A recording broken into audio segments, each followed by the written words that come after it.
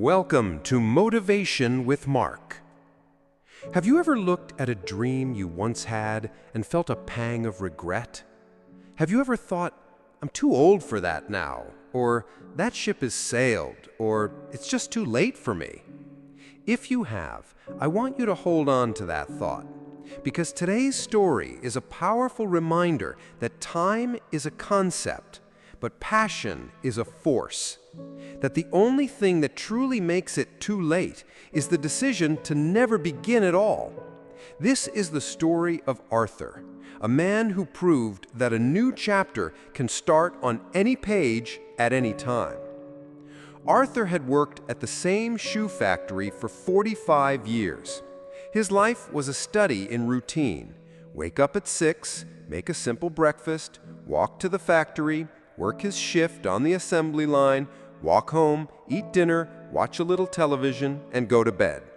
He was a good man, a reliable employee, but somewhere along the line, the vibrant colors of his youth had faded into a comfortable, predictable gray.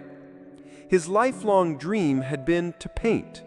As a boy, he would spend hours sketching the world around him, his fingers itching to capture the light on the river or the expression on a friend's face. But life, as it often does, had gotten in the way. His father had gotten sick, and he needed a stable job to help support the family. The factory was hiring. He told himself he would paint later. Later became next year, then after the wedding, then when the kids were older, then after retirement. The dream was carefully folded away like a precious map to a forgotten land, stored in the attic of his mind. The years piled up, and with them a quiet resignation. The dream wasn't dead, but it was buried under a mountain of some days that never came. When he finally retired, the silence in the small house was deafening. The routine that had structured his life was gone, and in its place was a vast emptiness. He felt obsolete, useless, as if his best years were firmly behind him. One rainy afternoon, driven by boredom that bordered on despair, he ventured into his attic to look for an old radio. He didn't find the radio, but he did find a dusty old wooden box. Inside it were his childhood sketchbooks, a set of dried-up watercolor paints, and a faded photograph of his mother, who had always encouraged his art. He sat on the dusty floor, his old bones creaking, and slowly turned the pages of the sketchbooks. He saw the boy he used to be, full of hope, talent, and a burning desire to create. A deep, profound sadness washed over him. It was too late. His hands were stiff and clumsy from decades of factory work. His eyes weren't as sharp. What could he possibly create now? He was about to close the book when he saw a small note his mother had written on the inside cover. It said, "For Arthur, who sees the beauty others miss, never stop making it." And in that moment, something broke open inside him. A dam of regret gave way to a trickle of defiance. It wasn't about becoming a famous artist. It wasn't about being the best. It was about honoring that boy. It was about honoring his mother. It was about honoring himself. The very next day, Arthur went to the art store. He felt foolish, an old man surrounded by students and professionals. But he bought a small set of acrylic paints, a few brushes, and one canvas. He set up a small space in his kitchen by the window. His first strokes were awkward. The paint didn't behave like he remembered.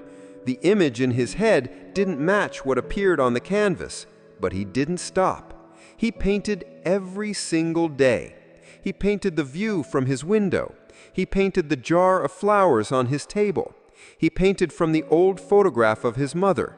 He wasn't competing with anyone. He was just creating. Slowly, his hands remembered. His confidence grew. The joy he felt wasn't in the final product, but in the process itself. The mixing of colors, the flow of the brush, the quiet focus that made the hours disappear. He had found his purpose again, not in a factory, but at his kitchen table. A year later, his nosy but well-meaning neighbor, seeing the beautiful paintings through the window, convinced a reluctant Arthur to show a few pieces at a small local cafe. To Arthur's utter astonishment, people loved them. They weren't polished masterpieces, but they had heart, a story, a feeling that resonated.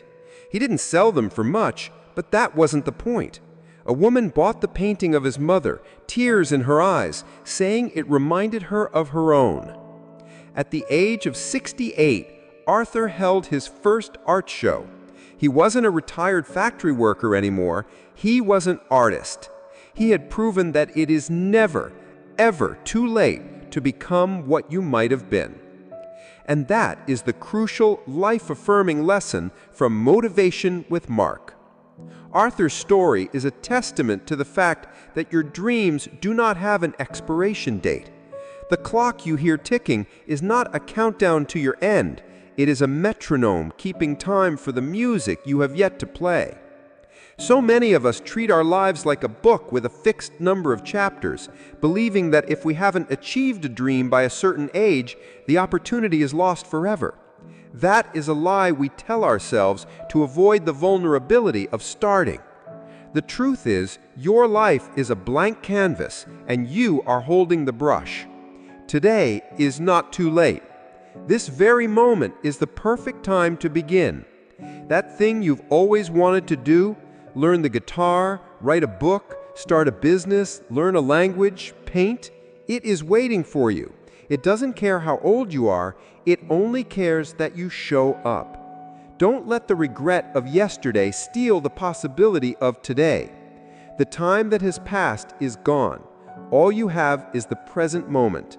Use it to take one small, single step toward that forgotten dream. Pick up the phone, buy the supplies, write the first sentence, take the first lesson. Your future self is looking back at you right now, begging you to begin. This is Mark, signing off from Motivation with Mark. Remember, it's not the years in your life that count, but the life in your years. And it is never, ever too late to add more life. Now go out there and start your next chapter. It's waiting for you.